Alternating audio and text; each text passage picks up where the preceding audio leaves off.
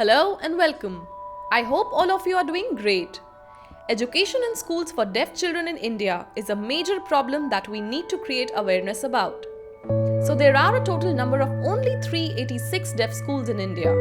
More than 90% of these schools practice oralism and do not teach in sign language.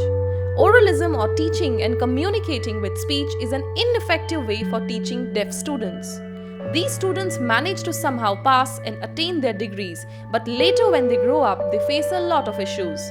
In this context, we spoke with many deaf students, teachers, doctors, and activists to understand from each of their perspective the problems of deaf education in India.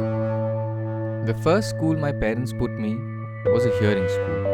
There wasn't a single deaf child. I felt so lonely every day, understanding nothing in class. Seeing this, my parents put me in a deaf school. This was new to them. The teachers in this school used oral methods to teach us. All of us in the classroom were deaf. The teacher should have given us access to education in sign language. The monotony of sitting dumb-like in the classroom is a form of oppression. All my school years, I did not understand anything in class. There should be sign language and interpreters at all deaf schools in India. During my school years, the teacher would be speaking to me. I did not understand her. For the exams, all would simply cheat and copy answers. I did pass exams but wasn't happy with myself. Oral education failed me. This should not happen to my juniors. We must have sign language and interpreters in the classroom. A funny story to share, something from my past. During my school, I was sitting in class. There were speech lessons. I was quite sick and bored of these classes. Repetitive mouthing, same thing again and again. I think the teacher was crazy. He wanted me to keep voicing the same thing again and again and again. Once the teacher went out to the staff room and got to know that an invigilator was coming.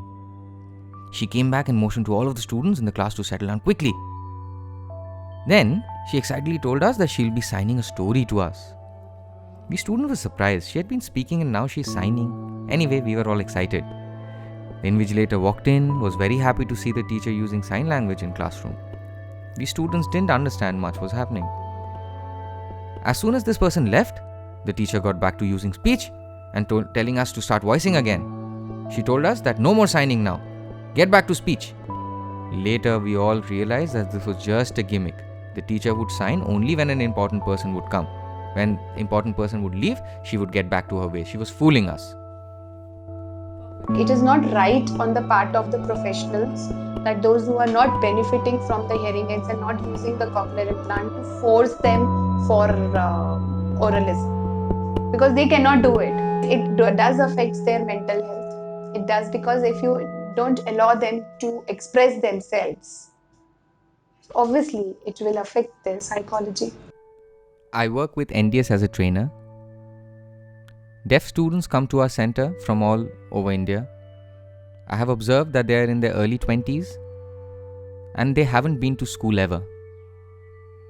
In India, there are many schools where teachers forcibly teach oralism, but deaf students do not grow this way. They don't understand when teachers in the schools just point to the boards. The children only copy from the board, but they don't understand anything at all. They have degrees and certificates, but do not know the meaning of anything and nothing is of use. When they come to NDS, they are taken aback to see sign language. We often feel since the child has joined us late, we prefer teaching them right from scratch with basics of sign language. Having a building structure in place does not mean that there is accessible education. Education happens when questioning minds, hands are raised, and children are able to ask questions. They don't have any of that. That is the first issue. And my experience now, I will tell you, I have hundreds and thousands of kids coming in here who finished their schooling. They're aged 19, 20, 21. But when I check their knowledge and skills, they cannot write more than 2 sentences. Why is that? Is it because they are incapable, or is it sometimes something I think the system has let them down? And I think that is the case. This is my experience growing up. When I joined school, I met so many deaf students and I understood that we all are alike.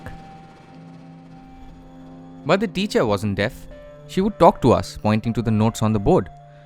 We all were deaf and we thought the teacher should be like us.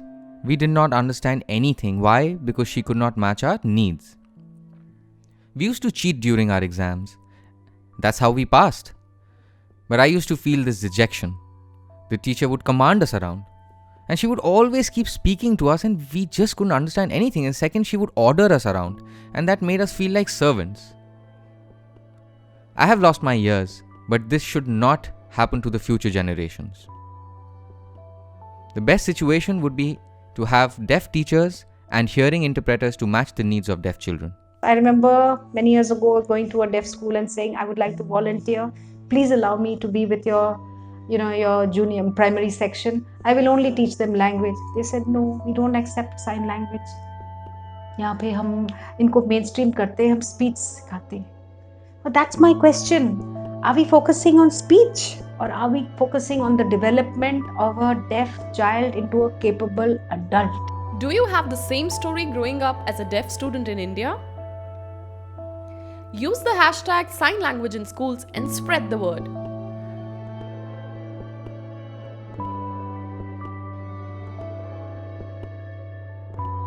With the power of social media, this will help the leaders to create a more accessible education system for the deaf.